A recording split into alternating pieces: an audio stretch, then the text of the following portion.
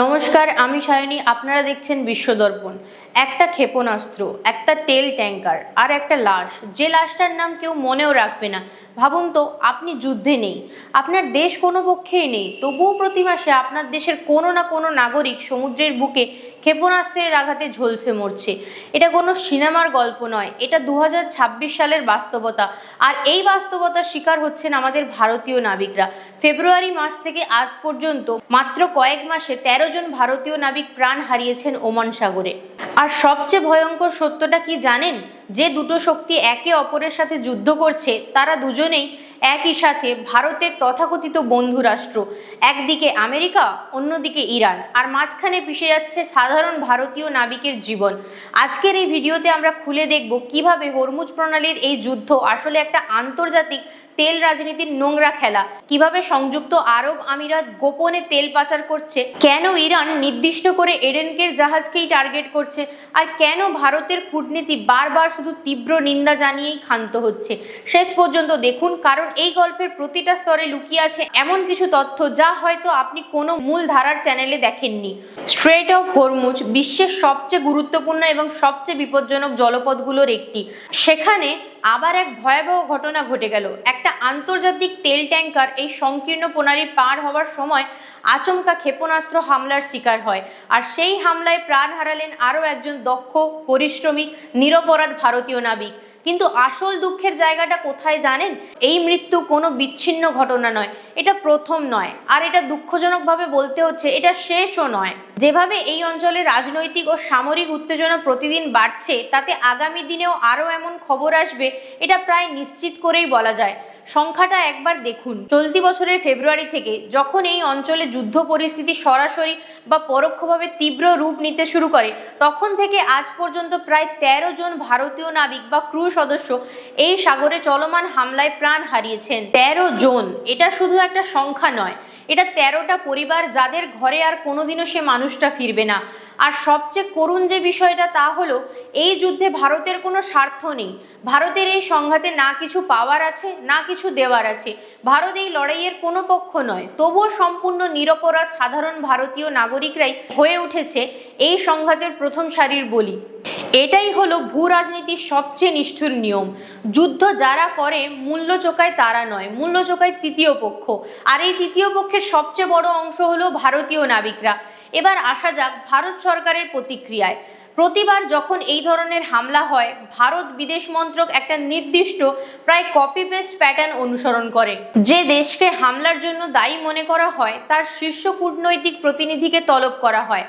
আগেরবার যখন মার্কিন যুক্তরাষ্ট্রকে দায়ী করা হয়েছিল, তখন যেহেতু ভারতে পূর্ণকালীন আমেরিকান রাষ্ট্রদূত ছিলেন না, তাই আমেরিকান চার্জ দ্য অ্যাফেয়ার্সকে সাউথ ব্লকে ডেকে পাঠানো হয়েছিল। আর এবার যখন ইরানের রেভলিউশনারি গার্ড বা আইআরজিসির ক্ষেপণাস্ত্রে ভারতীয় ক্রু সদস্যরা আহত নিহত হলেন, তখন দিল্লি ইরানের কূটনৈতিক মিশনকে তলব করেন। এবারও যেহেতু ইরানের পূর্ণ রাষ্ট্রদূত ভারতে অনুপস্থিত ছিলেন, তাই বিদেশ মন্ত্রক জরুরি ভিত্তিতে তলব করল ইরানের ডেপুটি চিফ অফ মিশন তথা উপরাষ্ট্রদূত মোহাম্মদ জাওয়াদ হুসাইনিকে। এখন প্রশ্ন হলো, এই তলব করার পেছনে বাস্তবতাটা কি? আসুন সেই বাস্তবতা একটুখানি খুলে বলি। এটা কূটনৈতিক মহলে অত্যন্ত গুরুত্বপূর্ণ একটা পদক্ষেপ বলে ধরা হলেও মাঠ পর্যায়ে এর প্রভাব প্রায় শূন্যের কাছাকাছি।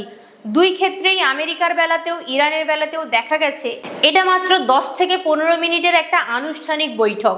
ভাবুন তো দৃশ্যটা, ইরানের উপরাষ্ট্রদূত ভারতের বিদেশ মন্ত্রকের সদর দপ্তরে আসেন, ভারতের পক্ষ থেকে তাদের হাতে একটা আনুষ্ঠানিক আপত্তিপত্র বা প্রতিবাদ লিপি তুলে দেওয়া হয়, 10 মিনিট পরে তিনি বেরিয়ে যান, আর তারপর দিল্লি থেকে একটা প্রেস রিলিজ জারি হয়। ব্যাস এইটুকুই। এরপর বাস্তবে কিছুই বদলায় না। আন্তর্জাতিক বাণিজ্য আগের মতোই স্বাভাবিকভাবে চলতে থাকে, যাকে বলে বিজনেস অ্যাজ ইউজুয়াল। ভারত কূটনৈতিক ভাষায় তীব্র নিন্দা জানায়, হয়তো পরের বার আরও একটু কঠোর শব্দ ব্যবহার করবে, হয়তো নিন্দা থেকে বেড়ে তীব্রতম নিন্দা হবে। কিন্তু প্রশ্ন হলো, শব্দের এই তীব্রতা বাড়িয়ে কি একজন নাবিকের জীবন ফিরিয়ে আনা যায়? উত্তরটা আপনারাই দিন। এবার আসি এই নির্দিষ্ট হামলার প্রকৃত বিভীষিকায়। ভারতের বিদেশ মন্ত্রককে অফিসিয়াল মিডিয়া রিলিজ এবং আন্তর্জাতিক মেরিটাইম রেকর্ড থেকে জানা যাচ্ছে, ওমান সাগরে স্ট্রেট অফ হরমুজ পার হওয়ার সময় দুটি বিশাল বাণিজ্যিক তেল ট্যাঙ্কারকে সরাসরি নিশানা করেছিল ইরানের ইসলামিক রেভলিউশনারি গার্ড কোর। তাদের ক্রুজ মিসাইল দিয়ে। জাহাজ দুটির নাম এমটি আল বাহিয়া, এমটি মোসাবা। দুটো জাহাজই আন্তর্জাতিক আইন অনুযায়ী পশ্চিম আফ্রিকার দেশ লাইবেরিয়ার পতাকাবাহী ছিল, কিন্তু এই জাহাজে যে তেল পরিবহন করা হচ্ছিল তার প্রকৃত মালিক ছিল সংযুক্ত আরব আমিরাতের রাষ্ট্রীয় তেল কোম্পানি এডনক। দুই জাহাজে মোট 46 জন ক্রু সদস্য ছিলেন, এর মধ্যে সিংহভাগ অর্থাৎ 30 জনই ছিলেন ভারতীয় নাগরিক। একবার ভাবুন, একটা জাহাজে যদি 46 জন মানুষ কাজ করেন, তার মধ্যে 2/3 বেশি ভারতীয়। এটাই হলো বিশ্ব বাণিজ্যিক শিপিং শিল্পে ভারতীয়দের অবস্থান। ক্ষেপণাস্ত্রের সরাসরি আঘাতে একটি ট্যাঙ্কারের ডেকের ভয়াবহ ক্ষতি হয় এবং ঘটনাস্থলেই একজন ভারতীয় নাবিকের মৃত্যু ঘটে। এছাড়া বিস্ফোরণ ও আগুনের তীব্রতায় আরও 8 থেকে 9 জন ক্রু সদস্য গুরুতর আহত হন। এদের মধ্যে 6 জন ভারতীয়, যাদের মধ্যে 4 জনের অবস্থা অত্যন্ত আশঙ্কাজনক। বিশেষভাবে এমটি মোসাবা জাহাজে হামলার তীব্রতা ছিল সবচেয়ে বেশি। সেখানে 9 জন কর্মী মারাত্মকভাবে জখম হন, যাদের মধ্যে 2 জনের অবস্থা অত্যন্ত শোচনীয়। ভারতের বিদেশ মন্ত্রক নিহত নাবিকদের পরিবারের প্রতি সমবেদনা জানিয়েছেন এবং আহতদের দ্রুত আরোগ্য কামনা করেছে। ওমান ও সংযুক্ত আরব আমিরাতের স্থানীয় কর্তৃপক্ষের সাথে দিল্লির কূটনৈতিক প্রতিনিধিরা সার্বক্ষণিক যোগাযোগ রাখছেন, যাতে আহতদের জরুরি চিকিৎসা এবং দ্রুত স্বদেশ প্রত্যাবর্তন নিশ্চিত করা যায়। কিন্তু সমবেদনা এবং প্রতিবাদপত্র দিয়ে কি একজন সন্তানহারা মায়ের কান্না থামে? এটাই এই পুরো গল্পের সবচেয়ে করুণ প্রশ্ন। এবার আসুন দেখি এই হামলার পেছনে ইরান কি যুক্তি দিচ্ছে। ইরানের সামরিক অবস্থান হলো স্ট্রেট অফ হরমুজ কোনো কৃত্রিম বা মানব নির্মিত জলপথ নয়, এটা একটা প্রাকৃতিক এবং অত্যন্ত স্পর্শকাতর আন্তর্জাতিক জলপথ। কিন্তু বর্তমান যুদ্ধ পরিস্থিতিতে ইরান এই অঞ্চলে নিজস্ব সামরিক নিয়ম ও ট্রাফিক রুট কঠোরভাবে বলবৎ করতে চাইছে। ইরানের দাবি, সংযুক্ত আরব আমিরাতের এই দুটি তেল ট্যাঙ্কার আন্তর্জাতিক নৌ নিরাপত্তা বিধি লঙ্ঘন করেছে। তারা ইরানি কোস্টগার্ড ও নৌবাহিনীর বারবার দেওয়া সতর্কবার্তা উপেক্ষা করেছিল। ইরানি রাডারকে ফাঁকি দিতে জাহাজ দুটি নিজেদের জিপিএস এবং অটোমেটিক আইডেন্টিফিকেশন সিস্টেম বন্ধ করে দিয়েছিল। ইরানের অবস্থান স্পষ্ট, যদি কোনো আন্তর্জাতিক বাণিজ্যিক জাহাজ তাদের নির্ধারিত ট্রাফিক রুট অমান্য করে, তবে সেই জাহাজের ওপর ক্ষেপণাস্ত্র হামলা বা সামরিক পদক্ষেপ নেওয়া হবে। কিন্তু এখানেই লুকিয়ে আছে একটা বড় আন্তর্জাতিক আইনি দ্বন্দ্ব। আগে ওমান এবং ইরানের মধ্যবর্তী এই সংকীর্ণ জলপথে একটা সাধারণ, সবার জন্য উন্মুক্ত আন্তর্জাতিক রুট ব্যবহার করা হতো। রাষ্ট্রসংঘের সমুদ্র আইন সংক্রান্ত কনভেনশন আনক্লজ পরিষ্কারভাবে বলে যে এই ধরনের প্রাকৃতিক প্রণালী কোনো একক দেশ নিজের ইচ্ছে মতো বন্ধ করতে পারে না। কেন? কারণ এই যুক্তি একবার মেনে নিলে ভয়ঙ্কর একটা নজির তৈরি করা যায়। আজ যদি ইরান হরমুজ প্রণালী বন্ধ করে দেওয়ার অধিকার পায়, তাহলে আগামীকাল মালয়েশিয়া, সিঙ্গাপুর আর ইন্দোনেশিয়া মিলেও দক্ষিণ পূর্ব এশিয়ার অত্যন্ত গুরুত্বপূর্ণ মালাক্কা প্রণালী বন্ধ করে দিতে পারবে।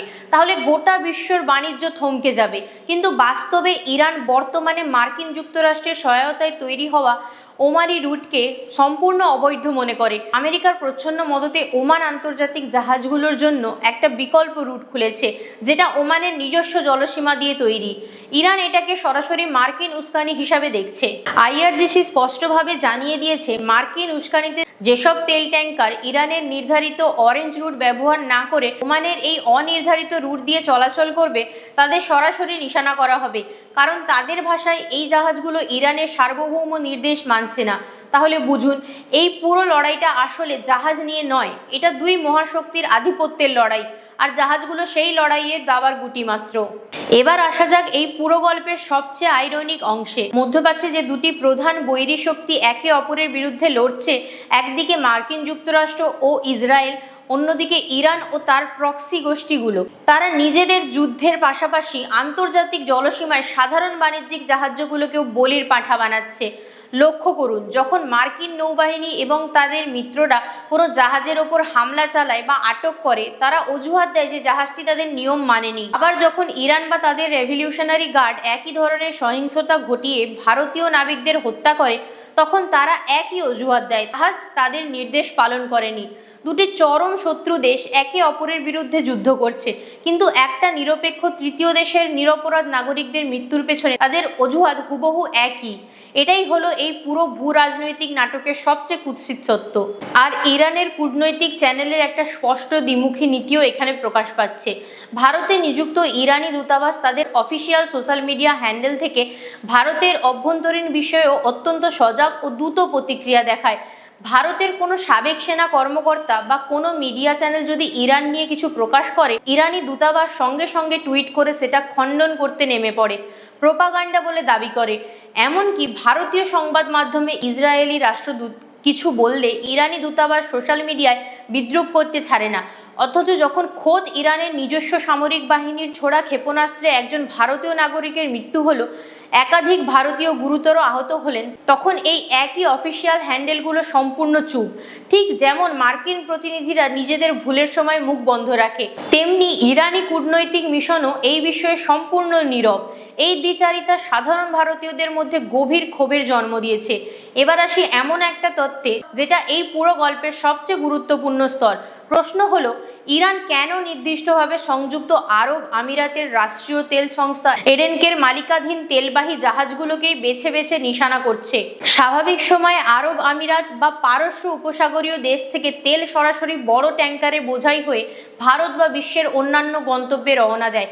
কিন্তু এই যুদ্ধকালীন পরিস্থিতিতে মার্কিন সামরিক বাহিনীর নেতৃত্বে একটা বিশেষ অপারেশন চালানো হচ্ছে, যার লক্ষ্য হরমুজ প্রণালীর মতো বিপজ্জনক ও সংকীর্ণ জলপথে বড় ধীরগতির তেল ট্যাঙ্কারগুলোকে ইরানি ক্ষেপণাস্ত্রের সহজ লক্ষ্যবস্তু হওয়া থেকে রক্ষা করা।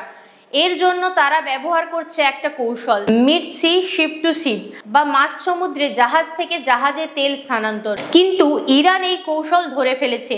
তারা জানে এডনক মার্কিন সামরিক সহায়তায় এই এসটিএস অপারেশন চালাচ্ছে এবং ওমান সাগরের এই রুট ব্যবহার করছে।